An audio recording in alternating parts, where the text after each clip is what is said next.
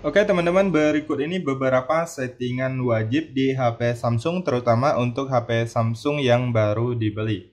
Oke, langsung saja kita masuk ke tutorialnya. Nah, yang pertama adalah menghapus aplikasi.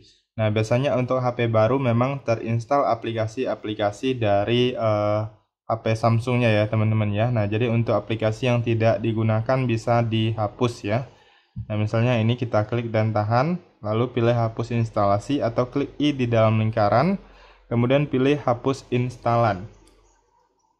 Kemudian kalian klik OK ya. Nah, jadi tujuan menghapus aplikasi ini adalah untuk menambah ruang penyimpanan di HP Samsung kita daripada aplikasi ini tidak digunakan dan membebankan ruang penyimpanan. Bagusnya dihapus saja ya. Nah, jadi teman-teman silahkan cari aplikasi yang ingin kalian hapus di HP Samsung kalian. Untuk aplikasi sistem biasanya nggak bisa dihapus ya, hanya bisa dinonaktifkan.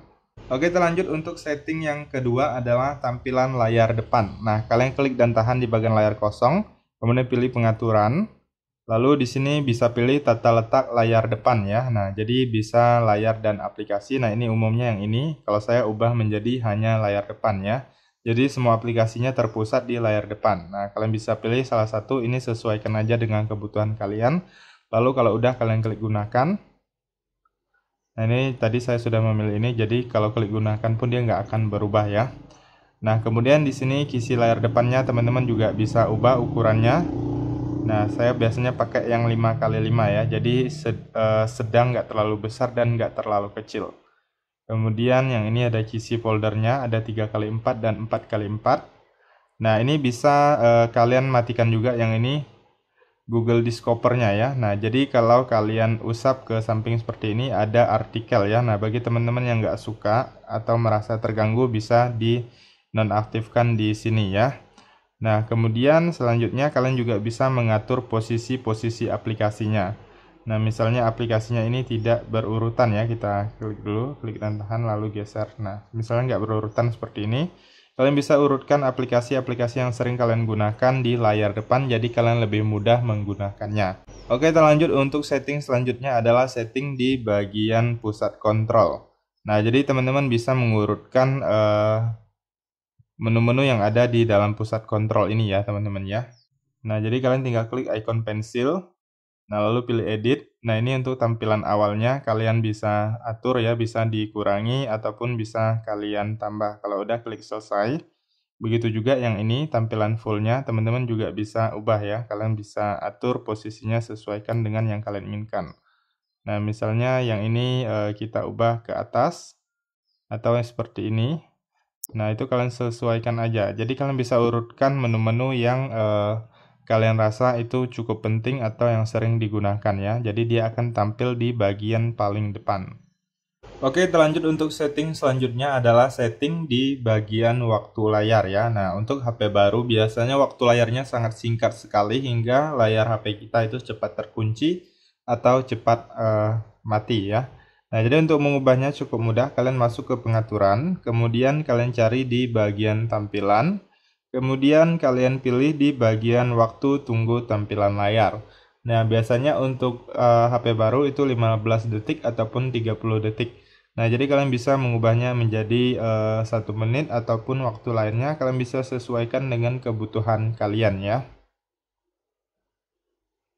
Oke, kita lanjut. Untuk setting selanjutnya adalah mengaktifkan kunci layar.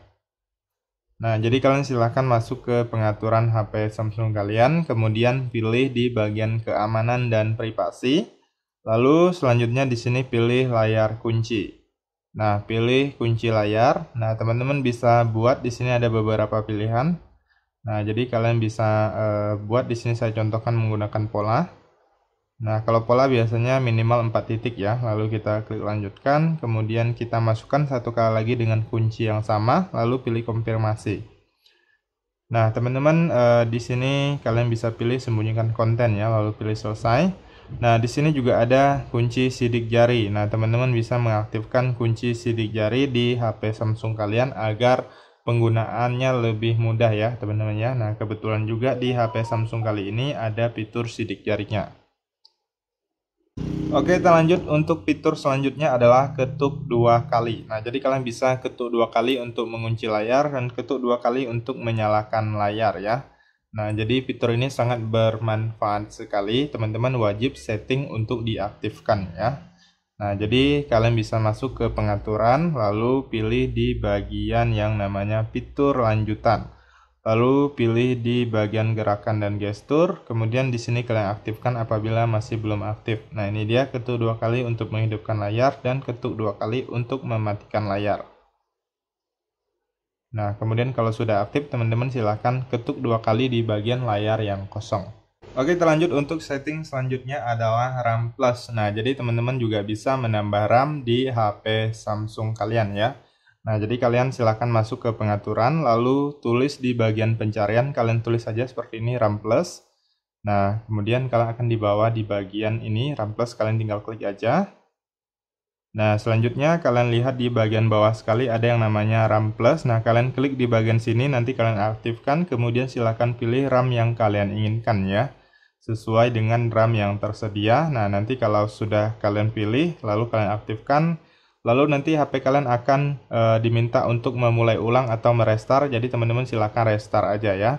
Nah, jadi karena di video ini kita membuat tutorial agar tidak memperlama, jadi saya hanya menjelaskan, teman-teman bisa langsung praktekkan aja. Oke, kita lanjut untuk setting selanjutnya adalah setting keyboard ya teman-teman ya. Nah, jadi kalian masuk ke pengaturan, kemudian pilih di bagian manajemen umum. Nah, di sini pilih pengaturan keyboard Samsung. Nah, di sini biasanya kalau teks prediktifnya hidup, biasanya saya matikan. Kemudian di bagian ini opsi pengetikan lainnya, ini aktifkan huruf besar otomatis. Jika kalian nggak suka pakai huruf kapital awal, bisa dimatikan di sini ya. Kemudian ini toolbarnya sangat wajib diaktifkan. Kemudian ini ada keyboard kontras tinggi ya. Nah, jadi teman-teman yang suka lebih berwarna seperti ini kalian bisa pilih ya. Nah, di sini ada berbagai pilihan. Nah, kalian tinggal pilih aja. Kalau nggak mau bisa dinonaktifkan aja. Kemudian selanjutnya di bagian ini ada ukuran dan transparansinya. Teman-teman bisa atur. Nah, bisa sesuaikan dengan yang kalian inginkan ya. Nah, silahkan atur sesuai dengan kebutuhan kalian. Bisa digeser-geser ya. Kalau udah kalian klik selesai. Nah, kemudian selanjutnya di sini ada yang namanya tata letak. Nah, ini saya biasanya mengaktifkan yang ini karakter alternatif. Nah, teman-teman bisa lihat ini akan muncul apabila kita klik dan tahan ya. Nah, jadi ini kalau masih belum aktif, maka dia nggak akan muncul ya. Nah, kalian harus aktifkan terlebih dahulu. Kemudian di sini ada ukuran fontnya ya. Kalian bisa atur fontnya mau lebih besar atau lebih kecil ya. Kalian sesuaikan aja. Ini tinggal klik di bagian tambah ataupun kurang ini untuk mengecilnya. Nah, kemudian kita bisa melihat hasil dari keyboardnya. Nah, ini ada toolbar keyboardnya, teman-teman juga bisa atur ya teman-teman ya. Nah, jadi kalian bisa mengurangi ataupun menambahnya ya. Ini kalian tinggal klik lalu geser ke bawah untuk menguranginya. Jika mau menambah sebaliknya juga ya. Nah, kalian tinggal klik dan tahan lalu geserkan ke atas. Nah, kurang lebih seperti itu untuk setting di bagian keyboardnya. Oke, kita lanjut untuk setting selanjutnya. Kalian bisa mengatur ataupun menambah widget ya. Nah, ini bisa diatur ukurannya, kemudian bisa dihapus juga. Nah, jadi apabila widgetnya belum ada, kalian bisa klik dan tahan di bagian layar kosong, lalu pilih widget, dan kalian silakan cari widget yang kalian inginkan. Nah, misalnya kalian ingin menambahkan kalender ataupun menambahkan jam. Nah, cukup mudah sekali, kalian tinggal klik lalu pilih jamnya, kalian geser ke atas ya teman-teman ya. Nah, lalu kalian atur ukurannya. Nah, kalian bisa praktekkan di widget-widget yang lainnya yang kalian butuhkan. Oke, kita lanjut untuk setting selanjutnya yang wajib teman-teman aktifkan adalah setting di bagian keamanan yang namanya auto blocker atau pemblokir otomatis ya teman-teman ya. Nah, jadi ini untuk melindungi HP Samsung kita dari aplikasi-aplikasi malware atau aplikasi virus yang berbahaya ya. Nah, jadi teman-teman masuk ke pengaturan, kemudian kalian cari di bagian keamanan dan privasi. Lalu kalian lihat di bagian bawah ini ada yang namanya pemblokir otomatis ya. Nah, ini dia. Nah, jadi kalian aktifkan di sini apabila masih nonaktif. Biasanya kalau HP baru itu defaultnya belum aktif ya, teman-teman ya. Nah, pemblokir otomatis mengamankan ponsel Anda dengan memblokir ancaman dan aktivitas mencurigakan lainnya. Memblokir aplikasi dari sumber tidak resmi, hanya aplikasi dari sumber resmi yang dapat diinstal. Nah, jadi ini sangat bagus untuk keamanan HP kita agar tidak ada aplikasi-aplikasi yang berbahaya ya, yang bisa menghack HP kalian ataupun bisa menyebabkan penipuan ya, teman-teman ya.